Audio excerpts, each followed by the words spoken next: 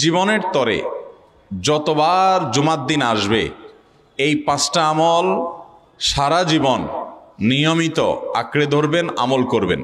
যারা নিয়ত করতেছেন হাত তোলেন। বৃহস্পতিবার সন্ধ্যা থেকে শুক্রবার শুরু হয়ে যায়, আবার শুক্রবার দিন যে রাত যখন শুরু হয়, সূর্য যখন অস্ত হয় শুক্রবারের, তখন কি বার শুরু হয়? শনিবার শুরু হয়। অতএব আজকে বৃহস্পতিবার দিবাগত রাত চলছে, এর মানে এখন আমরা কোন দিনের মধ্যে আছি? শুক্রবারের মধ্যে আছি। সূর্য অস্ত যাওয়ার সঙ্গে সঙ্গে শুক্রবারের মধ্যে আছে। শুক্রবার বা জুমার দিন, এই দিন সম্পর্কে কোরআন এবং হাদিস থেকে ঘেঁটে আমরা 14টা আমলের কথা একটা লম্বা বড় ভিডিওতে বলেছি। আজকে সেখান থেকে আমি সংক্ষেপ করে এই 14টার মধ্যে আবার অতি গুরুত্বপূর্ণ 5টা আমলের কথা বলবো ইনশাআল্লাহ। কয়টা আমল? 5টা আমলের কথা বলবো। জীবনের তরে যতবার জুমার দিন আসবে এই 5টা আমল সারা জীবন নিয়মিত আঁকড়ে ধরবেন, আমল করবেন। যারা নিয়ত করতেছেন হাত তোলেন। আল্লাহ আমাদের সবাইকে আমল করার তৌফিক দান করুন। আল্লাহ আমাদের সবাইকে কবুল আর মঞ্জুর করুন। নাম্বার 1, সবচেয়ে বেশি যেটা করতে হবে পরিমাণে, জুমার দিন জুমার রাত বৃহস্পতিবার সন্ধ্যা থেকে নিয়ে শুক্রবার সন্ধ্যার আগ পর্যন্ত পরিমাণে সবচেয়ে বেশি করতে হবে যে আমলটা, সেটা হলো দুরূদ শরীফের আমল। কিসের আমল? ভাইরা, দুরূদ এমন একটা আমল, আপনি যদি শুধু দুরূদের এই আমলটাকে আঁকড়ে ধরেন, সবসময় আপনার মুখ দিয়ে দুরূদ বের হতে থাকে, পড়তে থাকেন, তো নবী করিম সাল্লাল্লাহু আলাইহি সাল্লামের ভাষ্য অনুযায়ী, তার ওয়াদা অনুযায়ী, ইদান তুকফা হাম্মুক ওয়া তুগফার যামবুক, তোমার যত পেরেশানি আছে নবী সাল্লাল্লাহু আলাইহি সাল্লাম বলেছেন এই সব পেরেশানি দূর করার জন্য এই দুরূদের আমলটা যথেষ্ট হবে ইনশাআল্লাহ। এবং গুনাহ মাফের জন্য এই দুরূদের আমলটা কি হবে? যথেষ্ট হবে। নবী করিম সাল্লাল্লাহু আলাইহি সাল্লাম বলেছেন, মান সাল্লা আলাইয়া মাররাতান সাল্লাল্লাহু আলাইহি আশরা, যে ব্যক্তি আমার প্রতি একবার দুরূদ পাঠ করবে, আল্লাহ রাব্বুল আলামিন তার প্রতি 10 বার রহমত নাজিল করবেন। কয়বার রহমত নাজিল করবেন? আপনার জীবনে 10টি জায়গায় খুব ক্রাইসিসে পড়ে গেছেন, কোনো জটিল সিচুয়েশনে মুখোমুখি হয়ে গেছেন, বিপদের মধ্যে পড়ে গেছেন, ওই জায়গায় আল্লাহর রহমত পাবেন। এরকম একবার দুরূদ পাঠ করবেন হকাদাই করে, যথাযথভাবে মহব্বতের সাথে 10 বার আপনার জীবনে আল্লাহ তাআলা অনুগ্রহ নাজিল করবেন। নবী করিম সাল্লাল্লাহু আলাইহি ওয়াসাল্লাম বলেছেন, আকসিরু আলাইয়া মিনাস সালাতি মিন ইয়াউমিল জুমআতি ওয়া লাইলাতিল জুমআহ, তোমরা জুমার দিন এবং জুমার রাতে আমার প্রতি বেশি বেশি দুরূদ পাঠ করবে, দুরূদ প্রেরণ করবে। ফাইন্না সালাতাকুম মারুদাতুন আলাই, কারণ তোমরা যে দুরূদ পাঠ করো এটা আমার কাছে পেশ করেন আল্লাহর ফেরেশতারা, এবং রীতিমতো নামধাম সহকারে আল্লাহর একদল ফেরেশতা নিয়োজিত আছে। তারা বলেন, আল্লাহ, হে আল্লাহ রাসূল, আপনার অমুক উম্মত, অমুক অনুসারী, আল্লাহর অমুক বান্দা পৃথিবীর অমুক প্রান্ত থেকে, অমুক দেশ থেকে, অমুকের সন্তান, সে আপনার প্রতি দুরূদ পেশ করেছে জুমার দিনে, জুমার রাতে বা অন্য সময়ে। এটা নবী করিম সাল্লাল্লাহু আলাইহি সাল্লামের কাছে রিপোর্ট দেওয়া হয় আল্লাহর নিযুক্ত ফেরেশতাদের মাধ্যমে। আপনি যখন দুরূদ পাঠ করবেন, আপনার ভিতরে এই ফিল হবে যে আমি দুরূদ পাঠ করছি, আর আমার নবীর কাছে এটা উপস্থাপিত হচ্ছে আমার নাম ধাম, আমার রিপোর্ট সহকারে।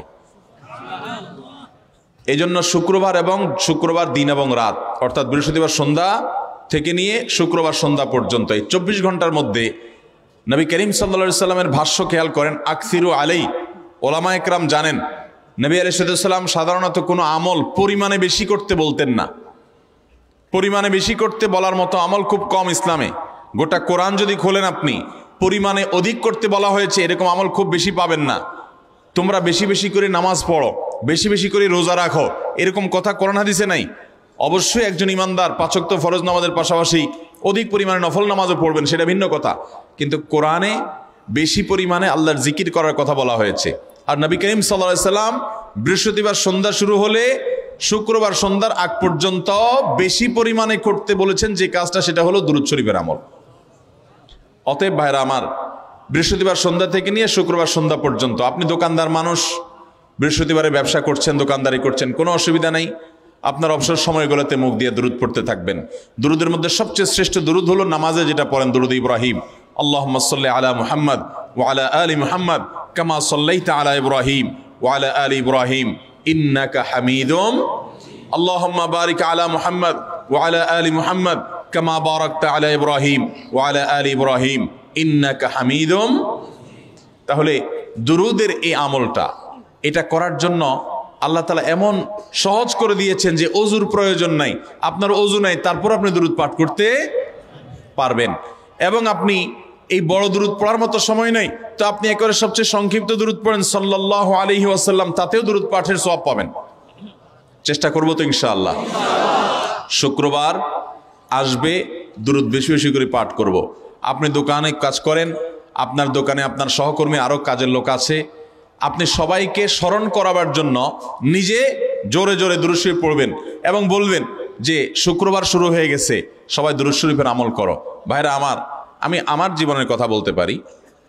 আমার জীবনে ওই যে হাদিসের উপরে ইয়াকিন এবং বিশ্বাস আলহামদুলিল্লাহ ছিল, আমার জীবনে আমি অনেকবার দেখেছি এরকম জটিল পরিস্থিতি হয়েছে যে দেয়ালে পিঠ থেকে গেছে। আপনি বললেও উনি ওনার ছেলের দিকে কেয়ার করবে, কিন্তু আপনি এটা বলার কারণে তার নৈকট্য পাবেন কি পাবেন না, তার সিম্প্যাথি পাবেন কি পাবেন না। আরশে আজিমের মালিক তার হাবিবকে এত মহব্বত করেন, তিনি তার হাবিবের প্রতি এমনিতেই রহমত নাজিল করবেন, তাকে বিভিন্ন মর্যাদা আগে থেকেই দেওয়ার ঘোষণা দিয়ে রাখছেন। কিন্তু আপনি আমি দোয়া করলে আল্লাহ তাআলা তার মাধ্যমে আমাদের ভাগ্যকে সুপ্রসন্ন করে দিবেন। দুরুদের আমলকে জীবনের তরে আঁকড়ে ধরবেন ভাই, শুধুমাত্র জুমার দিন আর জুমার রাত না, সব সময় অধিক পরিমাণে। এরাবিয়ানদের মধ্যে আমলটা খুব বেশি আছে, তাদের দেখবেন তারা দুইটা আমল, মুখে দুইটা আমল, ভালো মন্দ তাদের মধ্যেও আছে, কিন্তু এই দুইটা আমল তাদের মধ্যে খুব ভালো। বেশিরভাগ মানুষই দেখা যায় অবসর সময়ে আস্তাগফিরুল্লাহ ইস্তিগফার করছে অথবা দুরুদের আমল করছে। আমাদের অবসর সব সময়গুলো নিয়ে গেছে মোবাইল ফোন। ভাইরা আমার, 4 বছর 5 বছর 6 বছর 7 বছর 10 বছর ধরে মোবাইল টিপতেছেন, ফেসবুক টিপতেছেন, ইউটিউব টিপতেছেন। বুকে হাত দিয়ে আমাকে জবাব দেয়া লাগবে না, নিজের বিবেককে একটু জবাব দেন। এই 10 বছর ফেসবুক, ইউটিউব, টিকটক, হোয়াটসঅ্যাপ টিপে আপনার অর্জন কি হয়েছে একটু হিসাব মিলান। এই যে স্ক্রল করতেছেন আঙ্গুল দিয়া, ঘন্টাকে ঘন্টা এই আঙ্গুল দিয়ে টানছেন টানছেন, নিচের দিকে যাচ্ছেন স্ক্রল করে ফেসবুকে, ইউটিউবে, একের পর এক। আপনার জীবনে অর্জনটা কি হয়েছে বলেন? ভাইরা আমার, এই মোবাইলের নিয়ন্ত্রণ করতে হবে, প্রয়োজনে ব্যবহার করতে হবে, কিন্তু এটাকে অনিয়ন্ত্রিত ব্যবহার করা যাবে না। একেবারে যখন তখন সারাদিন টিপাটিপি করলেন। আজকাল তো পোলাপান টয়লেটে গেলেও নিয়ে যায়। আল্লাহ তাআলা আমাদেরকে এই রোগ থেকে বেঁচে থাকার তৌফিক দান করুন। ভাইরা আমার, জীবনটাকে পরিবর্তন করতে হয়, সারা জীবন তো একরকম থাকলে হবে না। বহুত পাগলামি করেছি, আসুন নিজেকে সংশোধন করি। তাহলে জুমার দিন উপলক্ষে 1 নম্বরের আমল বলেছি, বেশি বেশি কোন আমল করতে হবে? সারা জীবন মনে রাখবো তো ইনশাআল্লাহ? বাসা বাড়িতে পরিবারের লোকদেরকে মনে করাবো তো ইনশাআল্লাহ? আমি আমার ড্রাইভার থাকুক, আমার ছেলে মেয়ে থাকুক, আমার পরিবারের লোক থাকুক, আমি আমার কথা আপনাদের বলি উৎসাহের জন্য, যে জুমার দিন শুরু হয়ে গেলে আমি, শুধু আমি না, আমার পরিবার অন্যান্যরাও একে অন্যকে আমরা স্মরণ করে দিই। কে কে দুরূদ পড়তে কতবার পড়ছো, কেউ পড়ছে কিনা একবারও, সন্ধ্যা হয়ে গেছে, অনেক হয়ে গেছে, সবাই শুরু করি, আমলটা করবো তো ইনশাআল্লাহ। নাম্বার 1। নাম্বার 2, জুমার দিন উপলক্ষে অন্য যে কোনো দিনের চাইতে জুমার দিন অর্থাৎ শুক্রবারের ফজর নামাজ পুরুষরা মসজিদে জামাতের সাথে পড়বেন, জামাতের সাথে পড়ার নিয়ত করবেন পাক্কা। কারণ অন্য যে কোনো দিনের ফজর নামাজ না, শুধুমাত্র যত নামাজ আছে, নবী করিম সাল্লাল্লাহু আলাইহি সাল্লাম বলেছেন আফদালুস সালাওয়াতে ইনদাল্লাহ, আল্লাহর কাছে দুনিয়ার সব নামাজের মধ্যে 5 ওয়াক্ত সাধারণ নামাজগুলোর মধ্যে সবচাইতে উত্তম নামাজ হলো সলাতুল ফজরে মাআল জামাআতে ইয়াউমাল জুমআহ। জুমার দিন ফজরের নামাজ জামাতের সাথে আদায় করা হলো যত নামাজ আছে এর মধ্যে সবচেয়ে শ্রেষ্ঠ নামাজ। তাহলে জুমার দিনে এই বিষয়টা বিশেষভাবে খেয়াল রাখবো। জুমার দিন ফজর নামাজটা পুরুষরা কোথায় পড়বো? এবং সেটা বৃহস্পতিবার থেকে পরিকল্পনা শুরু করবো যে কালকের ফজর নামাজ যাতে কোনো অবস্থাতে আমার মিস না হয়। আমাদের আখিরাতের ব্যবসা এটা ভাই, আখিরাতের কারেন্সি সংগ্রহ করা। যত খুঁটে খুঁটে ভালো ভালো আমলগুলো করবেন, আপনার আমল নামাতে আমল সওয়াব জমা হতে থাকবে। চেষ্টা করবো তো ইনশাআল্লাহ।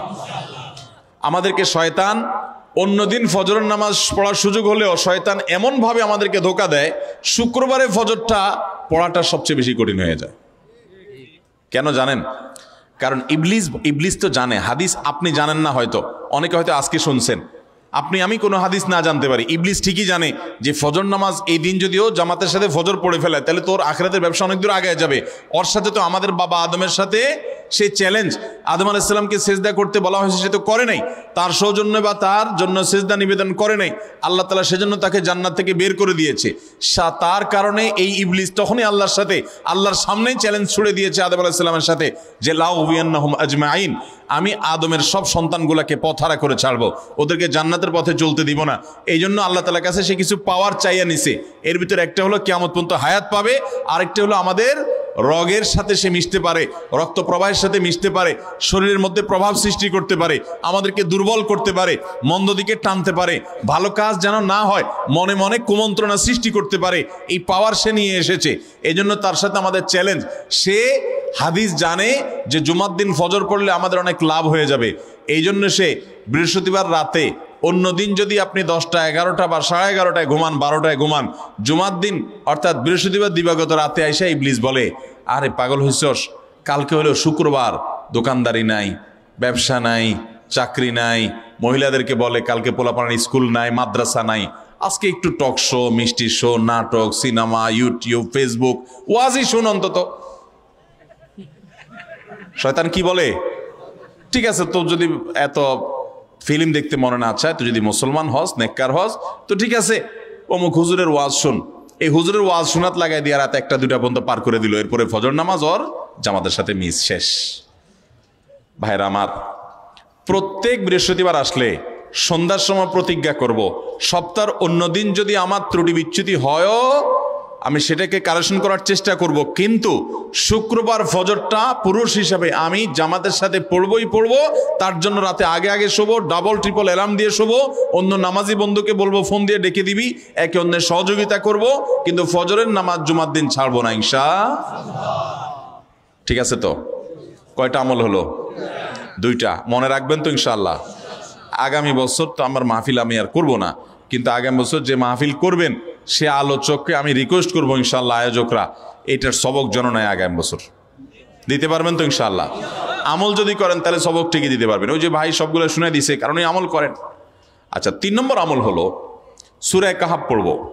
কোন সূরা পড়বো? সূরা কাহাফ। যারা কোরআন পড়তে পারেন না তারা শুনবেন, আর যারা পড়তে পারেন তারা নিজে পড়বেন।